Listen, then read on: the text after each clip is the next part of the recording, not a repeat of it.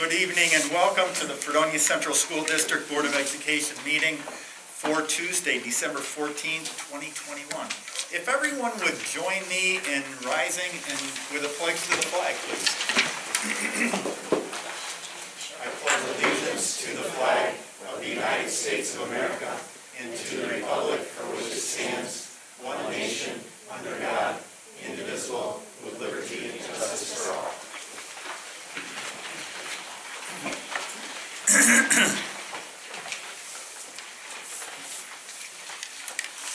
Thank you, everyone. Before we get into an agenda, we had an retired elementary teacher, Rachel Hugh, who passed away this week.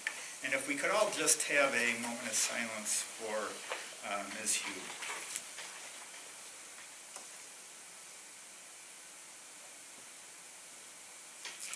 Thank you. So we have a proposed agenda, and the adoption of the consent agenda upon a motion and a second, plus an affirmative vote by members present, approves each and every item so designated. However, prior to the adoption of the consent agenda, any board member may remove any item from the consent agenda. This item will then come up for discussion as part of the regular agenda. The purpose of the consent agenda is to expedite routine matters so that the board has more time to deal with substance matters. If I could get a motion to bring the consent agenda to the floor with one modification. If we look at, on page 5, we have under personnel, D2 is a list of per diem substitutes. Typically, we do that under consent. It was not written that way, but we're going to include that as a consent. So, consent item. So, once we approve the consent agenda, those per diem substitutes would be approved. So, if I could get a motion to approve the consent agenda with that modification to be included in consent. Ms. Gullo. And a second. Second. Ms. Culford. Okay. Is there anything anyone would like to pull out of the consent agenda? Okay. If not, all those in favor of approving the consent agenda signify by saying aye. Aye. All opposed? Great. So, we have a portion of our agenda at the very beginning that allows members of the audience to address the board for anything that is on the agenda. And we're pretty loose on that. I'm pretty loose on that. I let anybody talk on anything. So if anyone is here that would like to address the board, is there anyone here? No? Okay. So next we have an approval of minutes from the last meeting, from the November 23rd, 2021. Can I get a motion to bring that to the floor, please? So moved. Is that Ms. Hahn? And a second. Ms. Gullo. Are there any corrections, amplifications, edits on those minutes? All those in favor signify by saying aye. Aye. All opposed? Thank you. We go right into the financial treasurer's report. We've got the budget status report for October 2021. Mr. Forbes? We'll just pick a couple highlights out on page 2, natural gas and electric services, which we always kind of track that monthly. Those are currently running both behind last year, really not unanticipated with the weather that we've had so far. We'll probably see that go into December. Maintenance and on page 3, maintenance contractual expense, fourth one from the top, currently running at $119,000 for the year. That is going to see in the next month or so the addition of the cost of the chimney tear down at Wheelock School. There will be offsetting aid that'll get picked up on the revenue side. So we're going to see a pretty sizable jump in that code.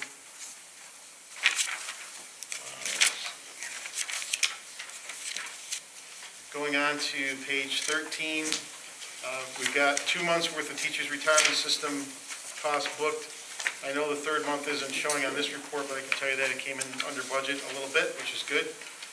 We also have workers' comp, which came in a little bit higher because we had some additional claims in the past year that we had budgeted. Other than that, I have no other comments on that report. So we're going to make it through the year end, you think? Yeah, we'll make it to the end. Okay. Okay.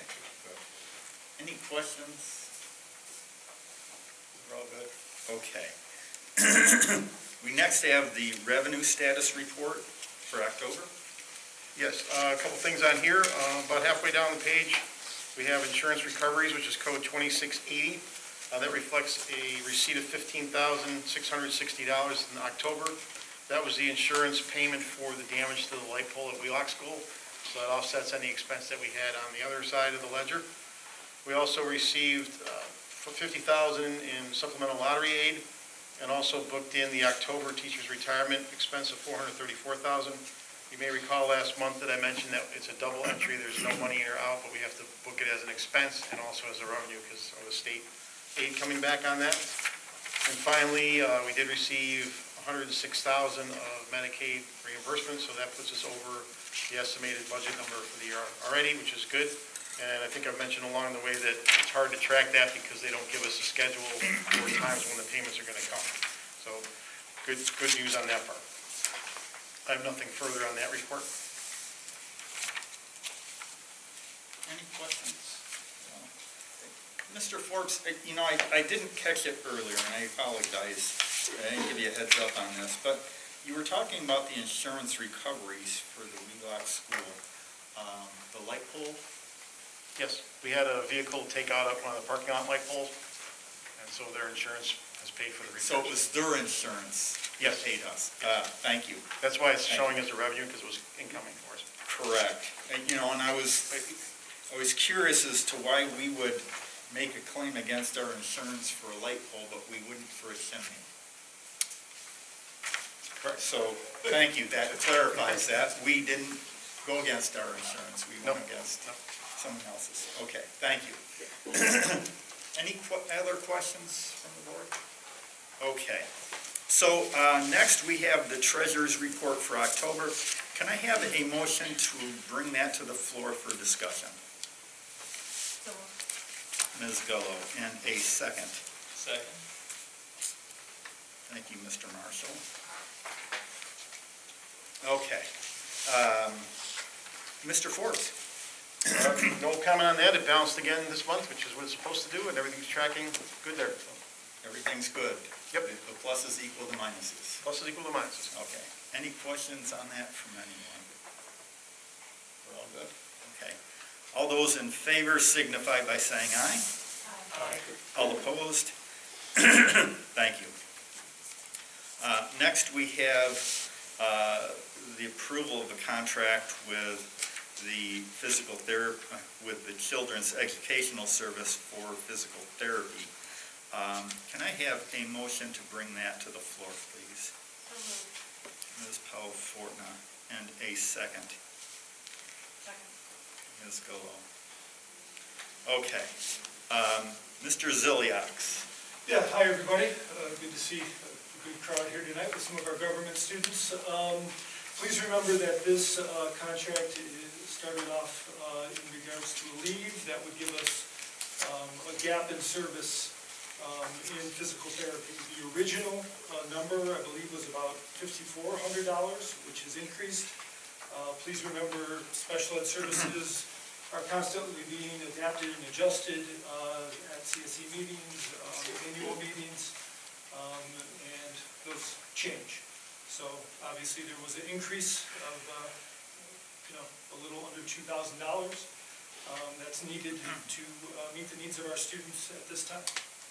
So again, that's a slight increase from our last conversation around this particular contract.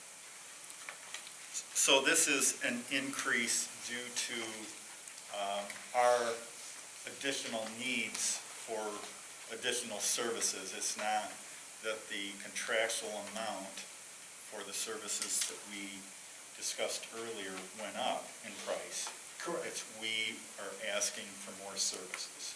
Exactly. Okay. Okay. Any questions on that? Okay. All those in favor signify by saying aye. Aye. All opposed? Thank you. Next, we have the purchase of equipment. I learned what this is, but I didn't learn really well how to pronounce it. So I will just say health and safety equipment. Can I have a motion to bring that to the floor, please? So moved. Mr. Marshall. And a second. Second. Ms. Hahn. Okay, so Mr. Ziliaks, again, just kind of a real brief. Yep, so, there's certain equipment that's required for us to make sure we are able to evaluate students well. This particular piece of equipment is one of those cool looking devices that is mainly used to look in ears and throat most of the time for students. This is something that we needed to replace an existing piece of equipment. And yeah, medical equipment at times carries a decent price tag, so that is the number for this piece of equipment. Okay. Any questions on that? Dr. Ziliak, is that something that is a state bid kind of thing? Does that have to go out, or is that just find it and buy it? Not to my knowledge, Mr. Forbes, there's... Based on the price, you don't have to bid that. Oh, thank you. Okay.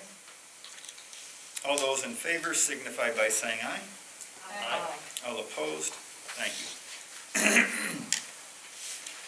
So next we have several transportation contracts as stipulated here. We're going to take these all as one and discuss them individually. But can I have a motion to bring those 6 contracts to the floor, please? So moved. Ms. Gullo, and a second. Second. Ms. Paul Fortman. Okay, one at a time here, because I like the price on a couple of these at $1 a year, but we've got some that are a little bit higher than that. I'll make some general comments, and I'm going to turn over to Mr. Forbes for some of the fine details.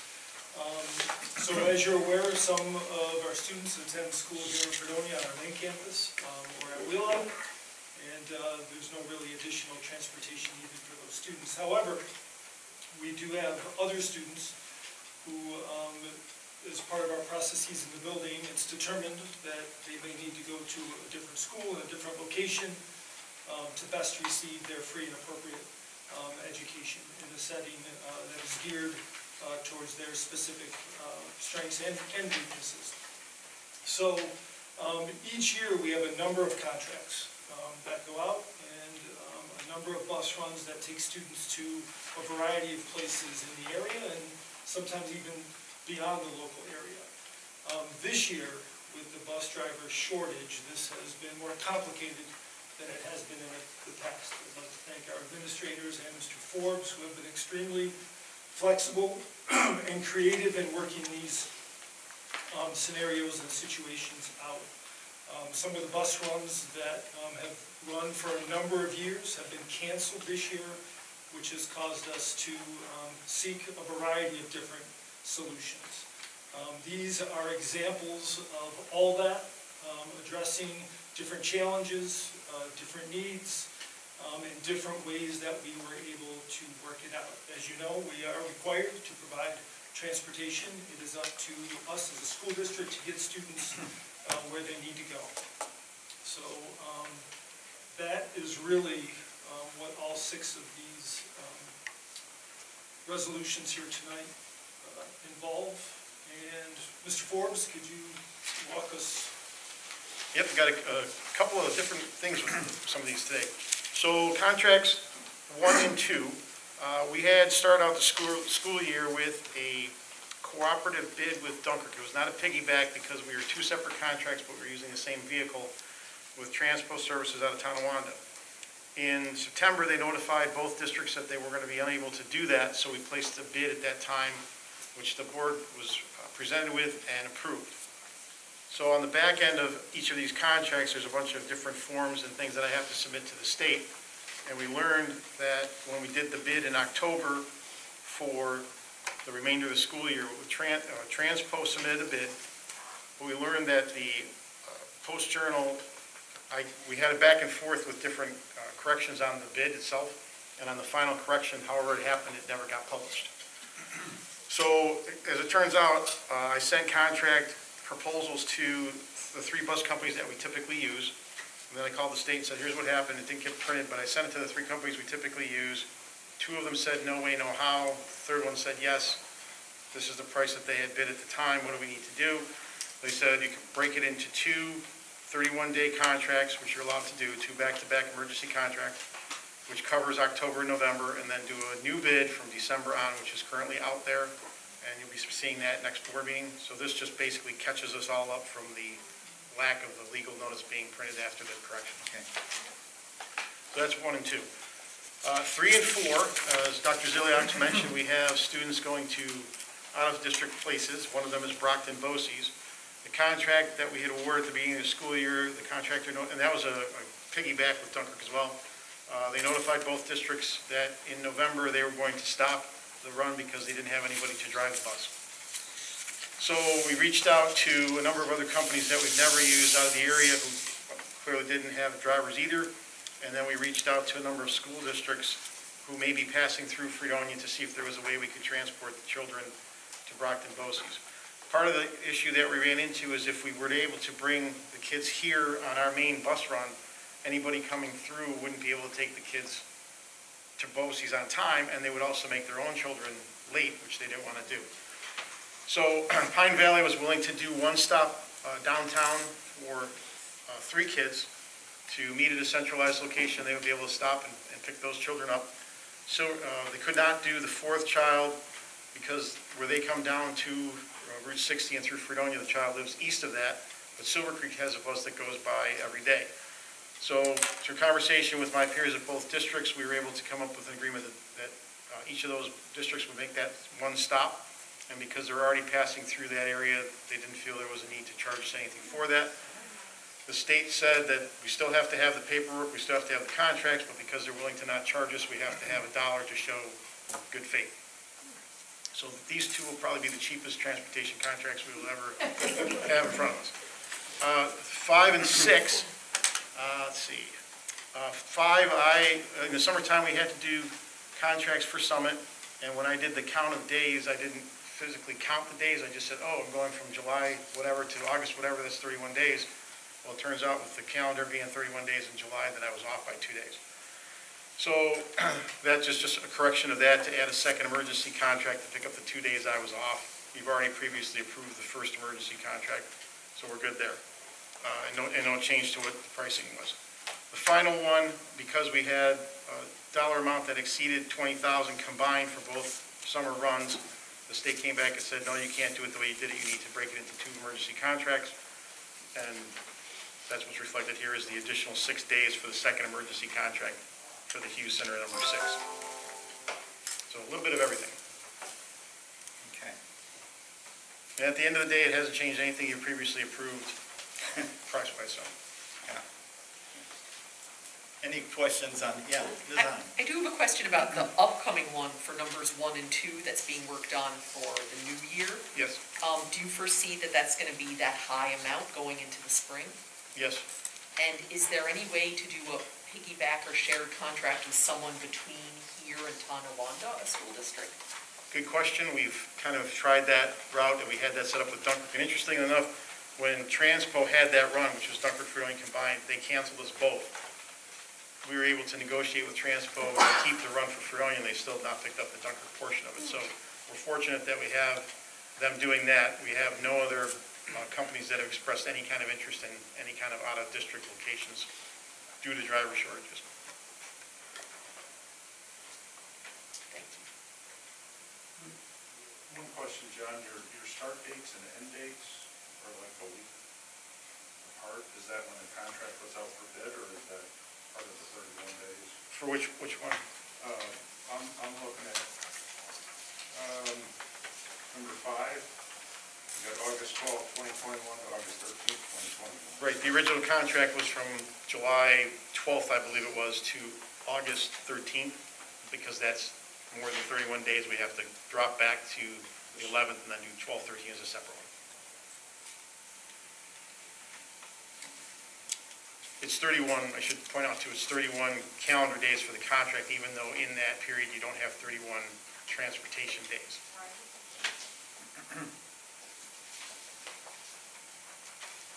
Okay, we all good? Well, yeah, okay.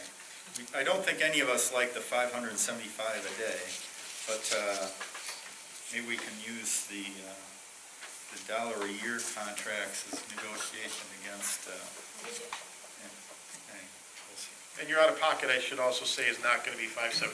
You will have transportation aid about 70, 72% thereabouts coming back against that, so.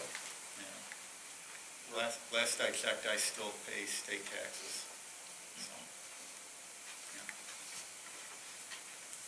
Okay. All those in favor signify by saying aye. Aye. All opposed? Thank you. Next, we have a recommendation for tenure for Ellen Pinelli. Pinelli, did I say that correct? Pinelli, thank you. This is, we had done several tenures back the end of the school year, and this one kind of slipped through the cracks because it wasn't a year end where it ended. So can I get a motion to bring that to the floor, please? So moved. Ms. Hahn, and a second. Second. Mr. Johnston. Okay. Any questions on that? Okay, Just want to Mr. throw in Ziliak. a couple comments and then give Mr. Paschke a chance to comment. First, Ellen was invited tonight. She sends her regrets, but very much appreciates our consideration in this process, and wanted to relay that she absolutely appreciates and enjoys being part of the Fredonia family, and is excited about that continuing and moving forward. Although I haven't worked directly with Ellen this school year, more than a couple scenarios, I appreciate what she brings to the table. When I do go by her room or stop by her room, I see very positive things happening and students enjoying being part of her class. Thanks to Mr. Paschke for submitting all the documentation that supports her tenure appointment here tonight. Mr. Paschke, I don't know if you want to share a thought or two with the group.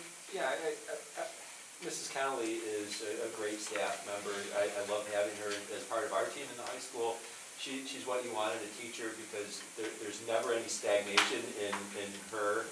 And it's kind of a weird way to put that, but every year she's always looking to improve and reflect, and she adds new things. And I think that what she has been doing just happened to be coinciding with what we were doing with our mission and vision. And she's brought a lot of global concepts into her language room, where kids are dealing with, in South America, issues with clean water and with recycling and a lot of the financial concerns that are down there in poverty. And she's using that to teach the language. And then she's using the language to teach about that. So it's rich. The kids are enjoying it. They have multiple ways of experiencing it. She has them do writing and speaking and projects and video and electronic stuff. It's fun. It's exciting to be in her class. She brings an energy to the classroom, and just I really have no reservations reservations, giving her tenure. She's fantastic, so I'm glad to have her aboard. And she teaches at the college now. So now she's even bringing, some of that piece into it, and some stuff with college students and how it relates to preparing her kids for college. It's really good. It's all positive, very, very positive. Any questions for Mr. Pesky? She runs the World Languages Club too? She does it with the other, not by herself, but yes, she's part of it, yes. And does travel with kids, and she's great. And she's artistic, and she sews, and she bakes. A good one. I mean, man. Got it all. It's a great teacher. Well, the board understands that I consider tenure to be a very important thing, and we shouldn't take this lightly, and I feel bad here in that this kind of crept up on us, because this is an important thing, and we don't like taking this lightly. And I don't know how we prevent this in the future, if we can review all tenured teachers in the spring, even if they won't be tenured until the fall. I don't know what that opportunity is. I think just an awareness, number one, is sometimes you make an assumption that everybody will be tenured at the end of the school year, and unfortunately, I did that in this situation, thanks to Miss Slagle for catching it here at the beginning of the month. And I think moving forward, being aware that that's not always the case, which I was, but that kind of lost track of that. We can certainly pay closer attention to those dates and have an opportunity to everybody to reflect on the process and the individual with a little more of a reasonable time frame than we had for this. So that's my fault, it's my responsibility, and I apologize, and we will absolutely correct that moving forward. Okay. If there's nothing else, all those in favor of approving tenure, please signify by saying aye. Aye. All opposed? Wonderful. Congratulations.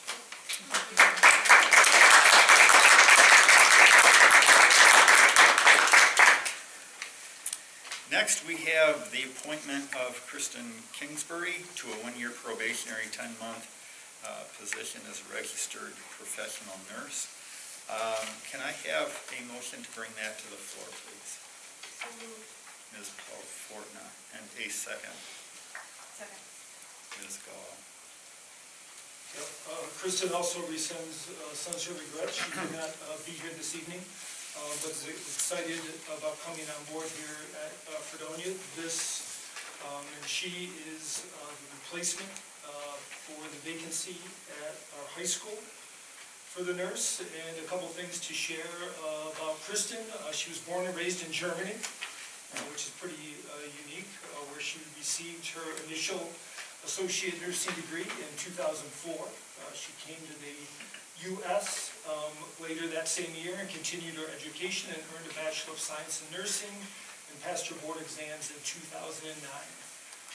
From March 2009 until the present, she has served in several key nursing roles at Kaleida Health in Buffalo. She has experience including emergency as well as intensive care and the neonatal intensive care unit as well. She resides right here in Fredonia, and her daughter attends our school at the elementary school. And we look forward to her coming on board on January 3rd. So we welcome Kristen. Not sure if there's any questions regarding her appointment. Any questions? Okay. All those in favor signify by saying aye. Aye. All opposed? Thank you very much. It's a great item. Next, we have the appointment of Cashell Milkens to a one-year probationary 10-month position as a registered professional nurse. Can I have a motion to bring that to the floor, please? So moved. Mr. Johnston, and a second. Second. Mr. Marshall. Yep, Cashell is here this evening. Thanks for being here, Cashell. We appreciate it. You know, with all the additional work as a result of COVID that is placed on the nursing office, we talked a couple different times about adding a person who would serve more in a COVID coordinator position. Now, there is not a civil service title that is noted as COVID coordinator, so this would technically be just another school nurse appointment. And that is where Cashell will focus her responsibilities, at least initially. This was before we were aware of item C, which we'll talk about in a minute. So that might shift where she may want to be, or where we might want her to be placed in this process. But a couple things. She has 5 years of experience working with children, ranging from toddlers to middle schoolers, as a recreation director for Silver Creek Youth Recreation, and as an assistant teacher at the Chautauqua Lake Child Care Center. She also has experiences in working with children that led her to pursue her associate's degree in 2017, and then a license in nursing with the goal of working in a public school at some point in time. So well done that we're accomplishing that. She's currently using her nursing skills at Suburban Adult Center, caring for residents with developmental disabilities. She is absolutely excited about joining the FCSD team and our nursing staff, and take on the role of COVID coordinator as she supports all buildings with a wide range of healthcare needs.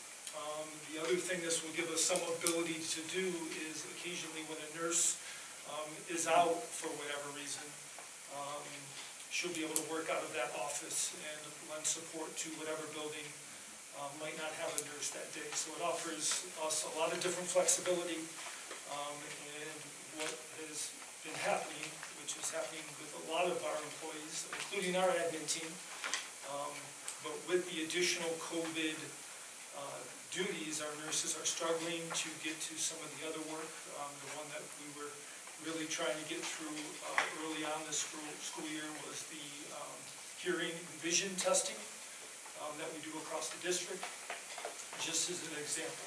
So we're certainly excited to have her on board, and she will join us January 3 as well. So, welcome.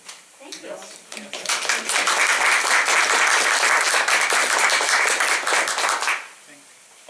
Any questions from the board? All those in favor signify by saying aye. Aye. All opposed? Great, congratulations, welcome aboard. Thank you so much. Any comments? I'm very excited to start, and thank you for the opportunity. I grew up in Silver Creek and currently reside in Angola. I have 2 children of my own, and eventually would love to move them here. So I'm excited to be here, and thank you. Great, welcome. Welcome. Thank you. Yeah.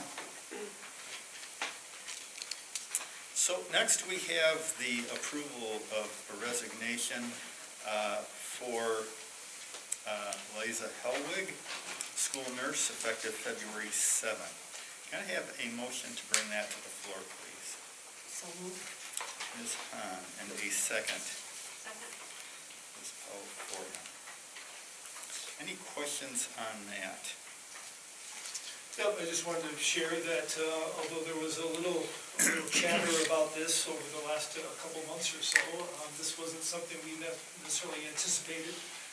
As you're aware, Lisa has been the school nurse at Wheelock most recently, and has been in the district for about 9 years. But she certainly, was part of the positive and nurturing environment that was always present at Wheelock. And we appreciate everything she did for the district. She was absolutely a trooper throughout the pandemic and the work that was needed to be done across the district, but particularly at Wheelock. And we certainly thank her for her time here in Fredonia. Any questions? All those in favor signify by saying aye. Aye. All opposed? Thank you. We also have a letter of resignation from Bernard Gerasi. The second is technology teacher, effective January 10th. Can I have a motion to bring that to the floor, please? Mr. Johnston, and a second. Second. Ms. Gullo. Any questions on that? Yeah, I just wanted to share, as you probably remember, Bernie came on board at the high school initially and then transitioned to middle school, elementary, and even last year had a few classes at Wheelock. We appreciate Bernie's ability to adjust and adapt and make things work. Anytime I was by his room, students absolutely enjoyed the projects that he worked on with the students. But, sometimes just family scenarios play out and it pulls us in different directions. So we absolutely wish him well, and in no way was there anything part of this letter in that he needed to take care of other things, and we hope that everything works out for the best. Great. Any questions on that? I remember his connection with students, and yes, very, very tight with students. All those in favor signify by saying aye. Aye. All opposed? Great, that's approved. Next, we have the approval of the appointment of Daniel Bittinger to a full-time, long-term substitute position in physics. Can I have a motion to bring that to the floor, please? So moved. Ms. Powell-Fortna, and a second. Second. Ms. Gullo. I thought Mr. Johnson would get in there. No? Okay. So Dan, Mr. Ziliaks. Dan is here this evening. Welcome, Dan. Good to see you again. Dan is a Lakeshore grad, although we won't hold that against him. He later attended Grove City in Pennsylvania, and also right here in SUNY Fredonia. Has a variety of certifications, absolutely physics, 712, general science, 712 extension, students with disabilities, 712 extension, and also is certified as a driver ed teacher. So Dan's got a lot going on in terms of certification. He has been teaching for 14 years, including grades 11 and 12 most recently. And he also has taught the International Baccalaureate Physics course, which connects very much to our AP course. So that is fantastic. His most recent school and current school technically is Buffalo City Honors, although he also worked in Chautauqua Lake and Pine Valley, and he lives here in Chautauqua County. And he also has a fantastic beard.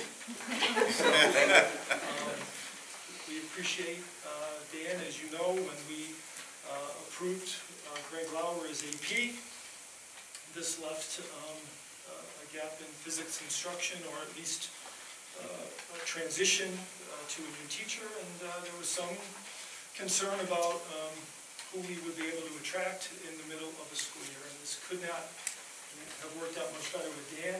We appreciate everything he brings to the table, and we look forward to him working with our students here in Fredonia. Absolutely. Great. Questions? Any questions? No? Grove City grad. Grove City grad. I'm headed down there tomorrow afternoon. Very nice. Yeah. College or outlet? Well, they say that my money and my daughter go to Grove City, so yes.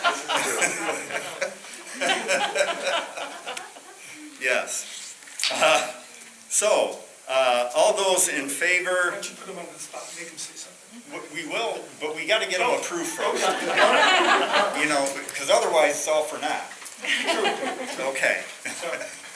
All those in favor signify by saying aye. Aye. All opposed? Great. Congratulations, Mr. Bittinger.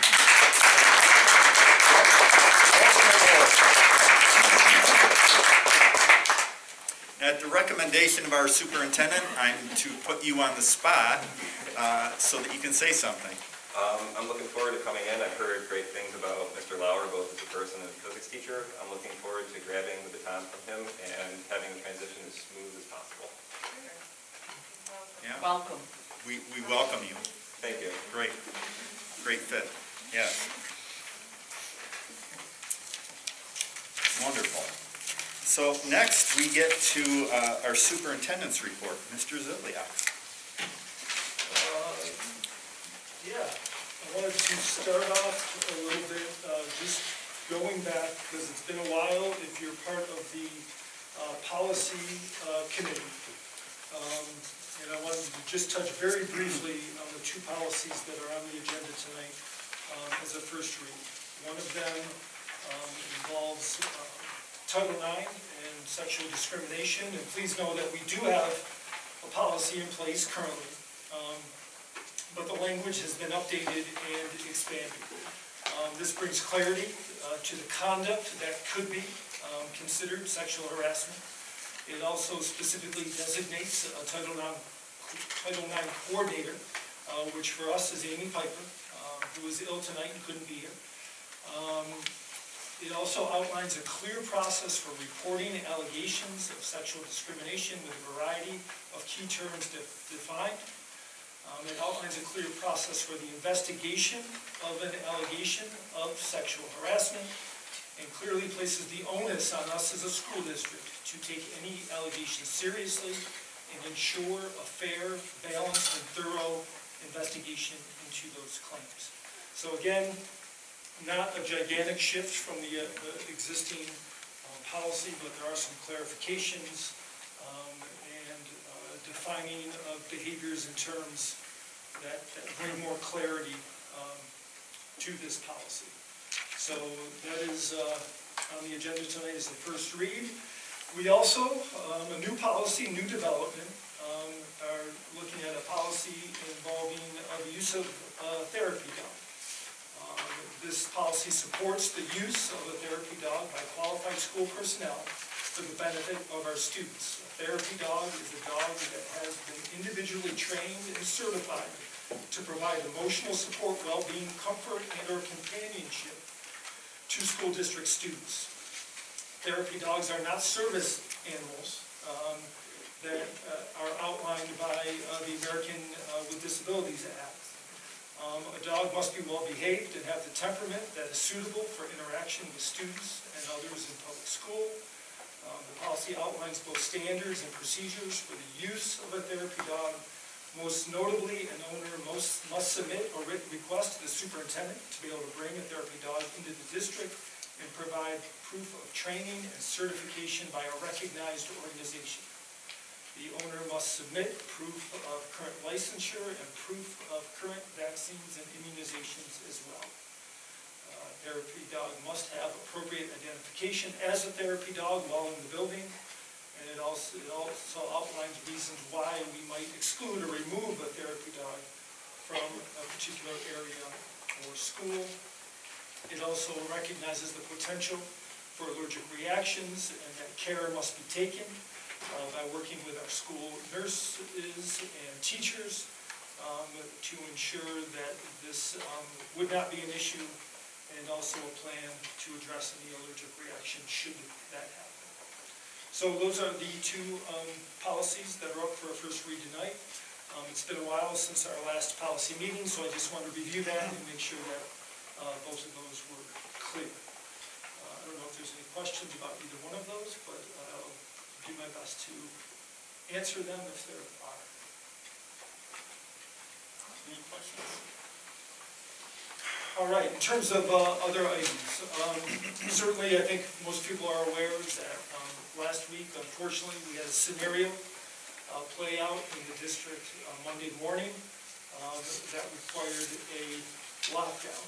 And, you know, like it or not, when you bring a number of students and a number of adults into a school building under one roof, scenarios play out sometimes not as we would hope or expect. This is one of the reasons why we have a number of emergency drills that we do in any given school year, lockdown being one of them.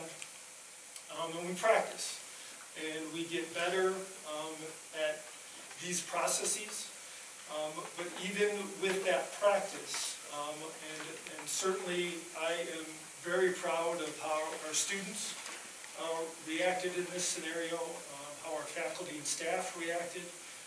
The Fredonia PD and other local law enforcement were fantastic in working through this. Mr. Kappelmeyer, who's here tonight, did an outstanding job. Our administrative team, especially at the high school, Mr. Paschke, Mr. Lauer, awesome. Again, I think we responded very well to the situation, but we also recognize that there are areas still to improve upon. And after a lockdown drill, we always debrief and bring people together and process what things went well and where are there areas to tweak, develop, reconsider, and possibly make changes to our current plan. We are in the process of that. We have identified roughly 8 to 9 areas that we're looking at more closely, and we'll have an update around some of those things at some point in time. One of the things that is important in any situation like this is communication. And the communication around an incident, whether it be an emergency, lockdown, fire drill, evacuation, whatever might need to be done, really comes to me as my responsibility as superintendent. And although we communicated in this scenario, we recognize that we could have done better and I could have done better. So we've already started to make some adjustments here, and we're considering adjustments further, but we're kind of taking it one step at a time and making sure that we're not over-promising something we might not be able to deliver, and also don't want to overextend ourselves, saying that in the grand scheme of things, we are still a relatively small school district with a relatively strong administrative team. So one of the things that we talked about is really the need to communicate when we do a lockdown drill, which we haven't done recently. So moving forward in the future, when we do a lockdown drill, which I would expect that we will continue to do throughout the school year, we will communicate home to families and the school community that there was a drill, that this was part of our normal procedures, that there was no reason for alarm or concern, just to make sure that it's clear to everybody. And if a student were to go home and say, we had a lockdown today or a lockdown drill today, that would not cause any concern. We also recognize that when we have an actual lockdown, one of the things that we want to do is communicate, even if we can't fully explain the situation, but communicate quicker from the time that a lockdown is called. So we are going to send an initial communication. And what we're committing to right now is as soon as possible after the lockdown, saying there was a lockdown, this is part of an emergency response, no one was hurt or injured, there was no cause for alarm at this time, everyone is safe, without a whole lot of additional details. Later, we would send a follow-up communication that might give more information about the location of the concern, what was involved, why we felt like we needed to call a lockdown, so on and so forth. The other item that is sort of out there on the table for discussion is, can we as a school district communicate in real time? Could we have a communication that comes out, or communications that are actually happening during a lockdown? And at this point, we're not committing to that, but we are considering whether or not that is possible with the tools that we have available and the size of our management team, and how we might be able to do that. And again, anything that you might see from other organizations that send something out in real time is very brief, is not very detailed, but at least provides an awareness of what's happening on the campus. So that's an example of an item we debriefed. We recognized some areas for growth, and we're already implementing some change with some consideration of further change from what we've already decided to do. So that process will continue over the next week or two. And we also reach out to local law enforcement. Right now we're working with Fredonia PD in particular to get their feedback and suggestions about some of these topics. Because they are in the field, they are the ones that are part of larger conversations about situations like this. And we absolutely value their input, suggestions, and recommendations about how we can best keep everyone safe, whether that is related to students or adults who work for us here in our buildings. So again, thank you to everybody for everything that was done this past Monday, and we continue to really refine our processes to make sure we are being as efficient and effective as possible in order to keep people safe. I don't know if there's any questions from the board tonight on that piece of law. You answered my questions that I had, and I think certainly we can, work on communication, but if we were going to have a complaint, it's good that it's about the communication and not about everybody working to keep the kids safe. So from that standpoint, I think certainly we can work on these things, but we're all grateful for everybody keeping the kids safe. So thank you, Mr. Kapelmeyer and everyone involved. I think we all agree. So tying in with this scenario and just the idea of safety and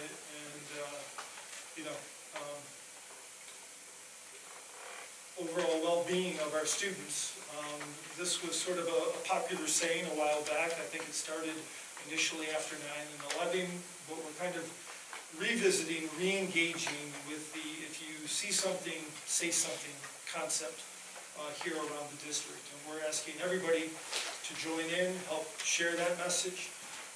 That message is coming out from our building principals to our buildings. We're also going to be asking teachers to reinforce this message over the next several weeks. But this idea of, in moments, it's possible that any of us might see something that looks suspicious, might see something that looks concerning. It could even be just something that either doesn't look or sound or feel quite right. And in moments, sometimes we might think, is this something I would share? Is this something I would tell another person about? I might not even be able to articulate fully why I'm concerned about it. But we are asking everybody, if you have any feelings similar to what I just described, to tell an adult in the building, tell an administrator, a teacher, any of our support staff, the secretary, our counseling department. We also recognize that oftentimes students obviously are most comfortable sharing information with their parents. So we extend an invitation to our parents and a reminder to our parents that anytime reach out to us, even if you might not think or might question how big of a deal is this particular issue, and do I really need to call the school? We would rather have that information than not. So, this is going to be a reoccurring conversation and something you'll hear throughout the district. Again, if you see something, say something. In our one-day s'more, which you can see behind me, not only did we outline everything I spoke about before in terms of the lockdown and the adjustments that we're making, but there's also a piece here about re-engaging in this campaign. We also have all of our admin contact information here. We also have a few examples of what could be considered, although it's certainly not limited to this list, but just to read a couple here. A person or group making direct or implied threats of any kind towards others or the district's facilities, And this could include and would include social media posts. A person or group exhibiting a high degree of anger or being disgruntled or irritated, directed towards others or the district itself. A person or group attempting to gain entry to a school or loitering or maybe just hanging around our school building. And it's clear, or maybe you even question whether those people belong here. Why would they be here? Maybe they don't look like they'd be of age of a student. Maybe you don't recognize them from being part of our school community.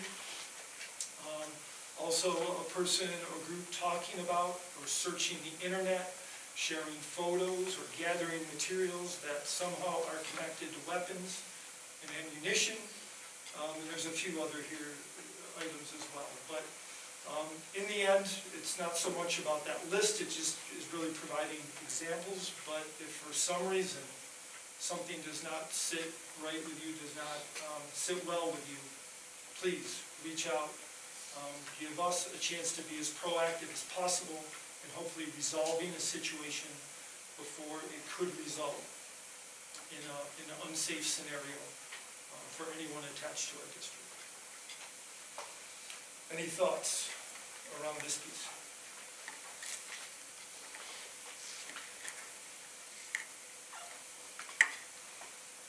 Okay. That's good. So, not to leave on a down note, continues to be a lot of great things happening in our district, and I don't want to steal anyone's thunder. We wanted to share something tonight, but we have collaboration between our students and students at SUNY Fredonia happening at the middle school, which is fantastic. We're gathering donations for a variety of reasons across the district. We have Students of the Month at the elementary school shared as part of this. We have, again, our middle school newspaper. We continue to work hard around all of the COVID management pieces. And there was a lot of concern about what our cases might look like after a Thanksgiving break. And thankfully, it's remained fairly steady and hasn't increased much beyond what it has been. So we appreciate that. There's also a lot of testing clinics and vaccination clinics popping up. We have some information here about that. And we also always include at the end a lot of the great news and things that appear in the Observer regarding any of our students or even a graduate. So continues to be a lot of great things, even with a setback here and there. There are a lot of great things happening here in this district. Yep. We can't lose sight of that. So, absolutely. Any other questions? Okay. So we reserve time at the end of our meeting for anyone in the audience to bring anything up to us for public comment. Is there anyone who would like to address the board tonight on any topic? No? Okay. Our next regular Board of Education meeting will be January 11th, 2022, next year, 6 o'clock, and I believe that is right here in the library. Once again. Okay. I will also comment, and that I believe it was 2 months ago, I had the opportunity to go to a Chautauqua County School Board Association meeting, and our New York State School Board Association Director, Bob Schneider, was there. And I know that there's been a lot of talk, there was a lot of talk back in this fall about our National School Board Association was saying, they didn't want parents being disruptive at meetings, at board meetings, and they tried to find ways to prevent that.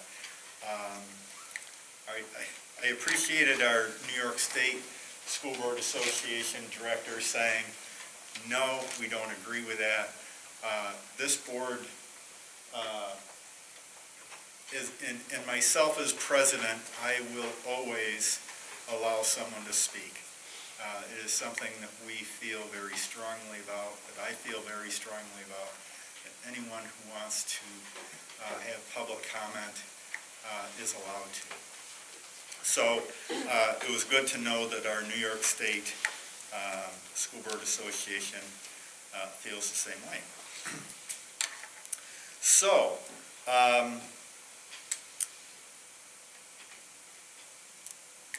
next, Mr. Hawk, do you have anything to add?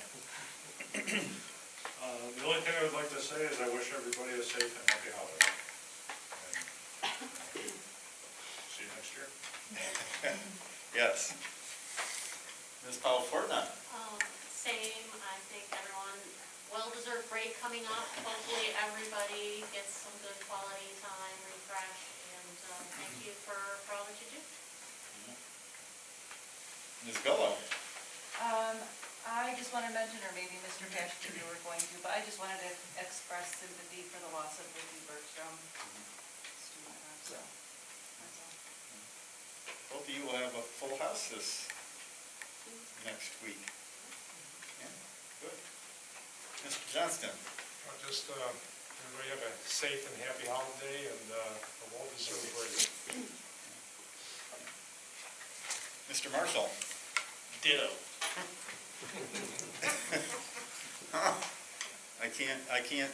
I know Ms.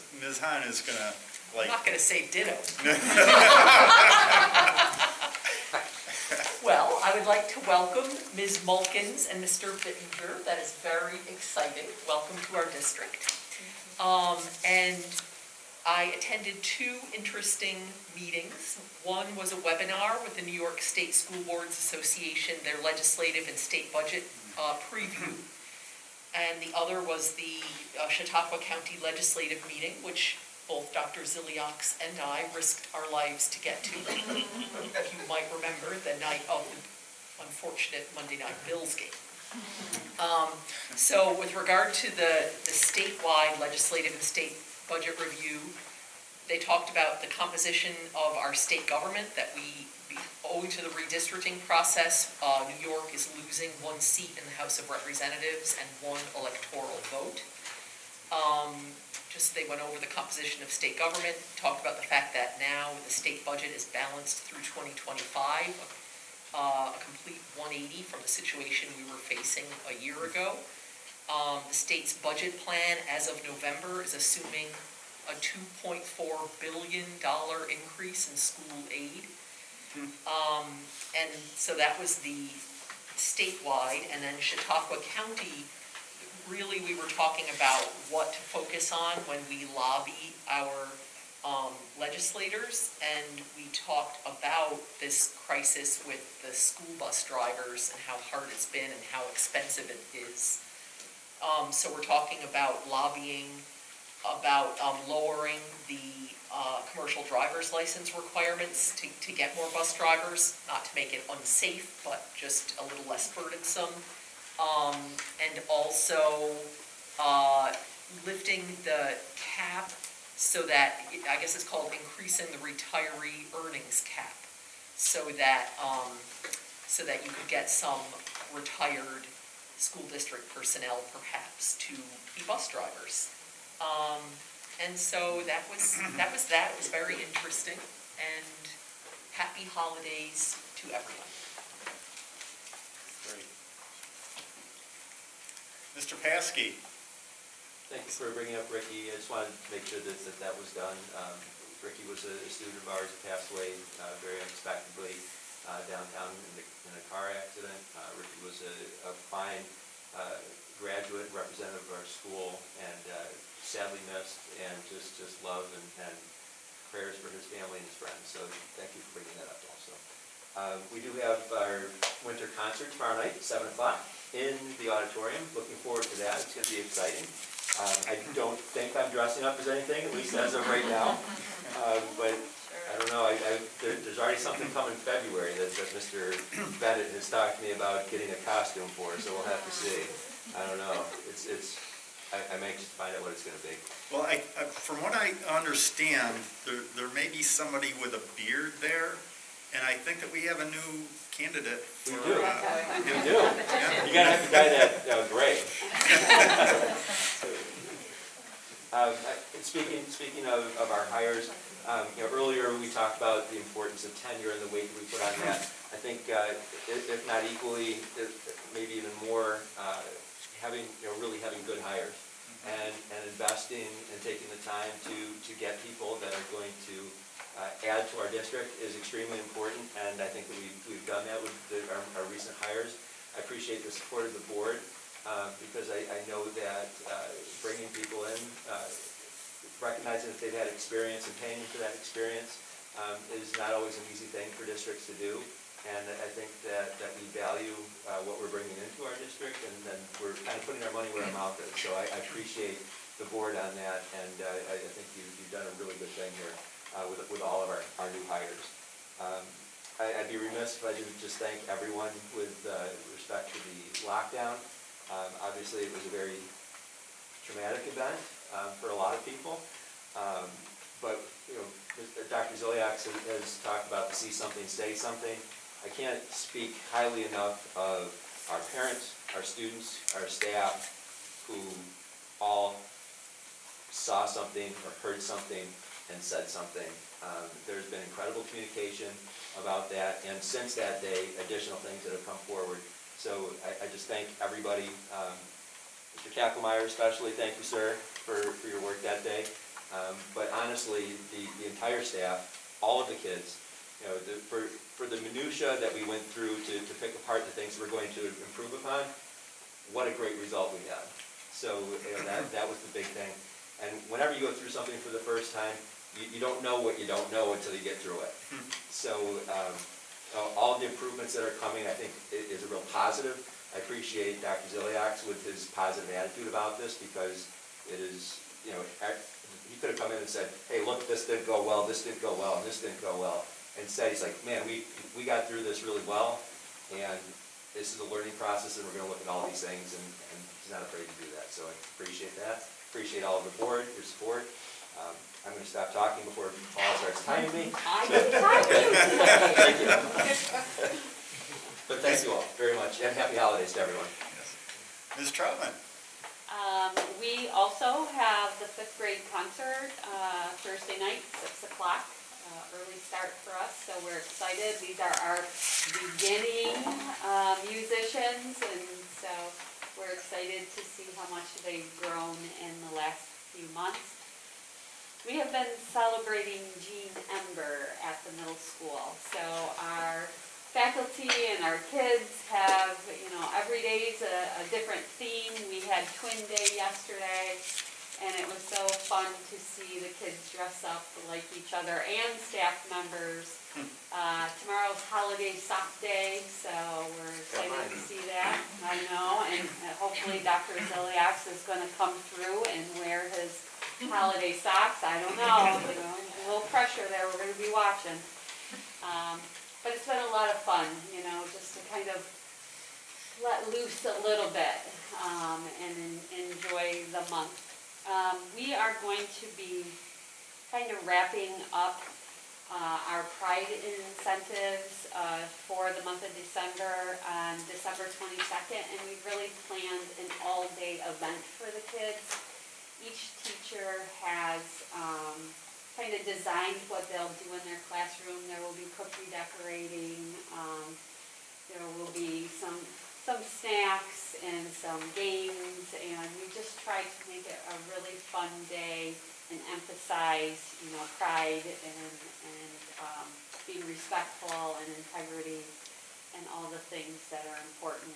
And so we do have a competition between grade levels. Right now, 5th and 6th are fighting it out. The winner grade level will be getting hot chocolate and donuts the morning of the 22nd. So we're having some fun and working hard and looking forward to that last day that we can celebrate. Mr. Drollinger. Yep, I just want to thank the board for your support, because tonight in the consent agenda, you approved the Enl Outreach Club. That's a new club that's going to be spearheaded by Bonnie Burnett. It's designed to welcome our ENL, which is English as a New Language, students. And she met with me as recent as today, and she's got some great ideas where she wants to bring the families in at the same time as the kids are here, just to kind of help bridge that gap, because we often have a hard time connecting with our ENL families. And this club is like a low-stress way to invite the families in before school, get to know what the building looks like, get to meet me, and just do some fun, like, getting to know you activities. So I'm really looking forward to where this club goes, and it's because of your support. So thanks for that club. And I'll update you on the progress that we make with that club.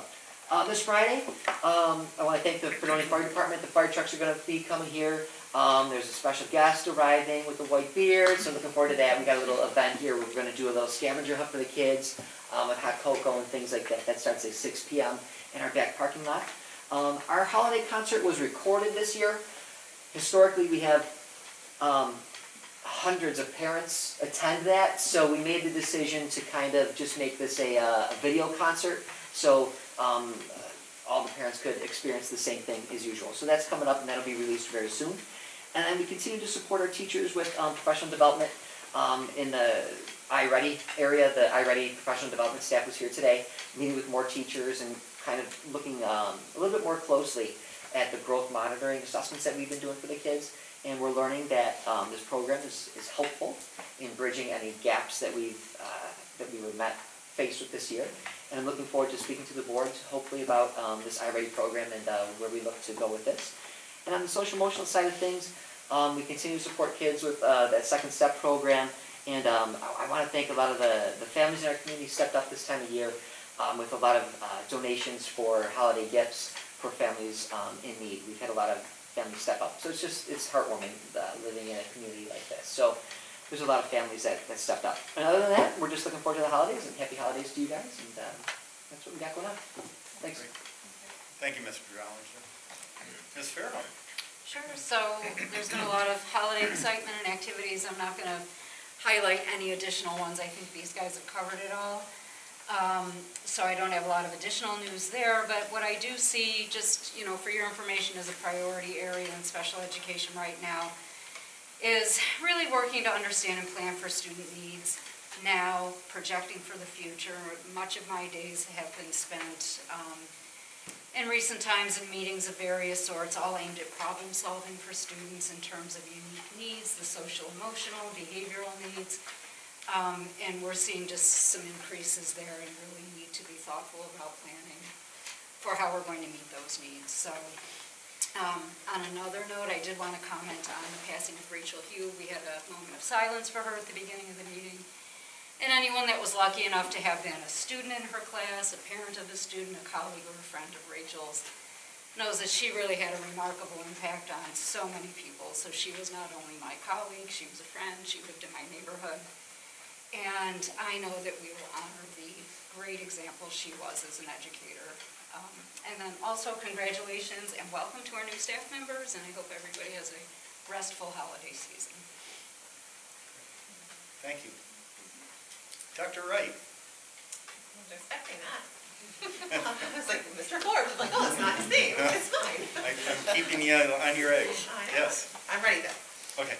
So first I want to say thank you to every administrator here, because when we see all the hiring that goes on, everybody has a part to play, and that includes Mrs. Polhamus and Mr. Lauer for doing, everybody does interviews, reference checks, gets committees together, teachers who choose to serve on the committees. It's a lot of work that comes, when we see the names that are right here.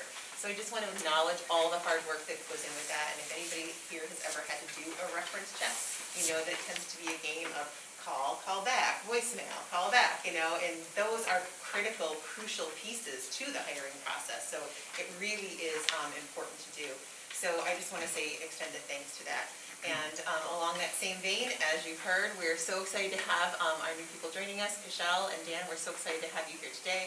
Kristen, all of our new subs, which is really helpful because we all know there's been, a sub shortage, statewide. That certainly isn't something just for Fredonia, but we're the ones that feel it. So we're excited about that. This has been a time of revisions to all of the different grants that come, whether it is the ARP, the Title I, there's just different ones that it's constantly flowing. So after you do it, then it gets kicked back to you, and then you do your revisions and all of that. So I just want to say thank you to Mr. Forbes. He handles all the financial, the FS10 part of it is called, and so that's not my world, nor is it my thinking. So it usually comes with him making me a little key with circles and highlights. He's like, use these numbers, do this. And I'm like, okay, so go over it one more time. He's like, okay, so very patient. So thank you, Mr. Forbes, is very appreciated, but we always are able to have a meeting of the minds and get things submitted when they need to be, so I'm grateful for that.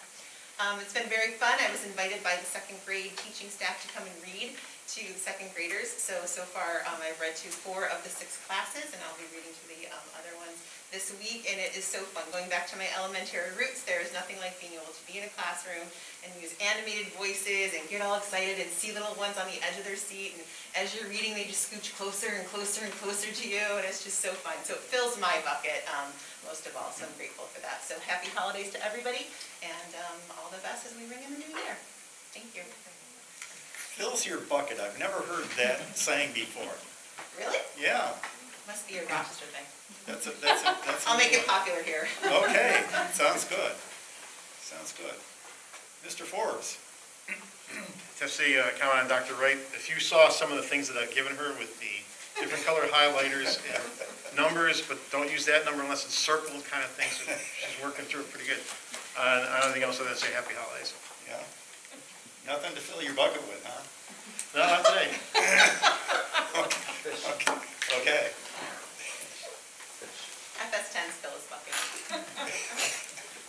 Ms. Slagle. Just happy holidays to everyone. Okay. Okay.